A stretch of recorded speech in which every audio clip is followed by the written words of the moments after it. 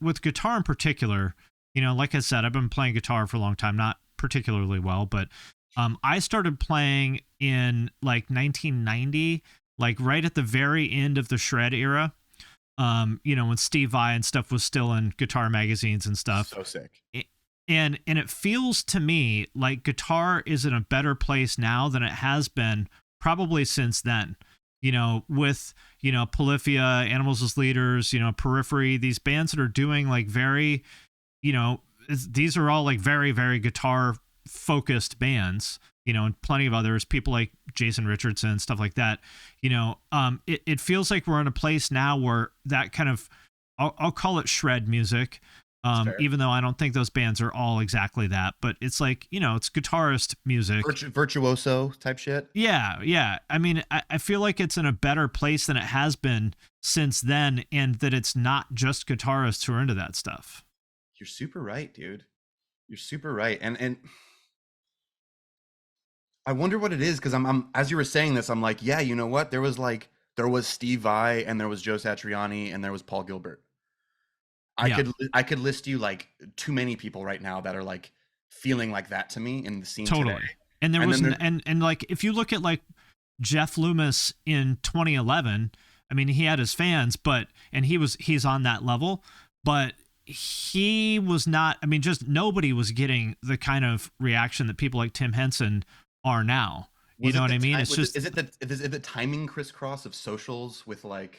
I think so. Yeah. I mean, people like, or Ichika, these people that like, there wasn't really a venue for people to like show off, in the way that like, I think specifically Instagram, and TikTok let you do. There wasn't a place to show off in 2011 like there is now. I mean, there's MySpace, but it's not the same, or Facebook or whatever. It's not the same.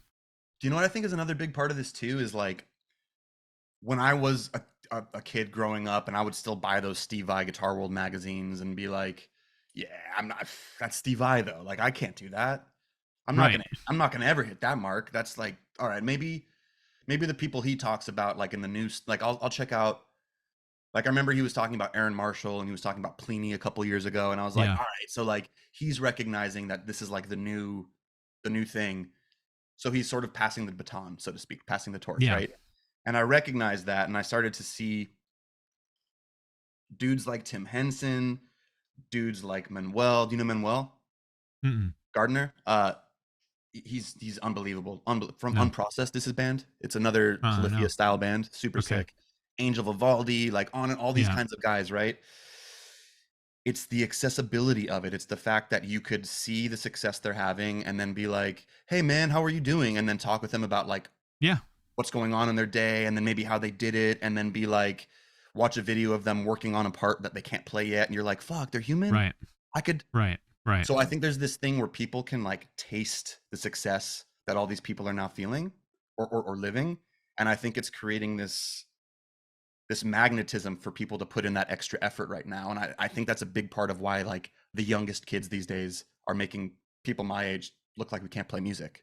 Because there's this like it's excitement. Monstrous. Like I remember, I'll put it in terms of drums, but I remember, back in the day, it was rare to find anybody that even owned a double bass pedal, let alone could play competent double bass. Yep. In like that are playing in like real bands. And now just the average 16-year-old at Guitar Center just wipes the floor with anybody from my generation, basically. How weird would you be to buy a single kick, right? Do they make those? Yeah, they still make guitars with 6 strings. Yeah, you have to buy a half double kick. You don't get a single kick. Right.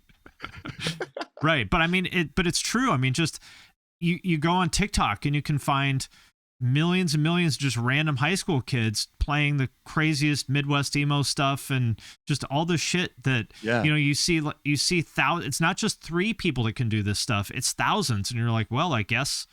If there's 5,000 people on TikTok that do it, why can't I be 5,001? Yeah, there's something really interesting in like the isolated nature that it was at before. Like there's Steve Vai in his own isolated, like now there's this connectivity. There's this like fascia or connective tissue that is social media connecting all of us together. And I think like, do you know 100th Monkey? That theory? Yeah. I remember the movie. I don't remember like. No, I think you're thinking of 12 Monkeys. with Oh, Brad Pitt. maybe the Bruce Willis movie. Yeah. Yeah, dude, that movie fucking slaps.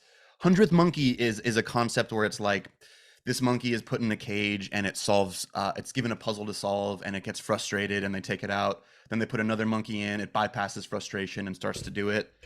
And maybe gets one piece, then the next monkey comes in, immediately gets that one piece, gets a second piece, and by the 100th monkey, solves it immediately. That monkey didn't know any of the other monkeys, was never around that puzzle, walks in and immediately solves it. Then every monkey after that can solve it. It's the concept of collective consciousness, right? Okay. And it's fucking real. And I have this opinion. Sure, it is. Yeah. It feels like 100th Monkey. It's like, all right, Tim Henson did it, and here's how he did it. And now we know that we could all do it. And then if someone else can do it, I can do it. And now three of us won. Let's make that 6. Like the compound growth mixed with the 100th Monkey, mixed with the connective tissue. I think there's a lot of stuff going on right now. Like you said, it's the time that's making this so awesome. Yeah. Well, the flip side of that is like, and I'd be interested to know your answer to this is like, because everyone's so good now, how do you stand out in a world where Jason Richardson exists? It's a really good question. I remember hearing this quote about Jeff Bezos. Your brand is what people say about you when you're not in the room. Have you heard that before? Mm-hmm. That is what I think the solution is. What do people say about Jason Richardson? Dude, they say, God damn it, that guy is fucking insanely, inhumanly good at playing guitar. Right. And like for me, I'll attach like pieces of that to my brand, but I want to have much more things attached to it. Like the fact that I'm a super real dude, the fact that I'm love fucking cooking and fucking meditating and like talking about nutrition and health and like, so like, it's like if all you have is that you're good, you have to be the absolute best. Exactly. Which I would say in terms of like just straight up shredding, Jason arguably is that of this generation. That'd be like me looking at Steve Vai back in the day and being like, I'll do that plus. You don't, right? Like, you don't. The only person who's going to get better than Jason Richardson is someone who probably some 12-year-old right now. Right, who's just like doesn't even know he exists. They just are like and in 5 years going to be like, holy fuck, what is this? Exactly. Like I don't think someone directly competing with Jason is going to feel inspired to surpass him. I think it's going to be someone who understands that true growth and expertise and mastery comes from competing with yourself. Yeah. And I think the 12-year-old who hears that and like whatever fucking self-help book he needs to fucking read for that, it's going to be huge. It's it's happening right now. Like you just said. I would also argue that especially with people, you know, like with like Tim Henson or Polyphia in general, I mean, obviously they're like incredibly good players from a technical perspective, but I think that they're complete. They're exactly. It's their overall like aesthetic sensibility. And I don't mean just the visuals. Like, I mean, it's like their songwriting, you know, it's all of that. It's like if all Tim did was just post like cool guitar tricks, Polyphia would not be a tenth as big as they are. Absolutely not.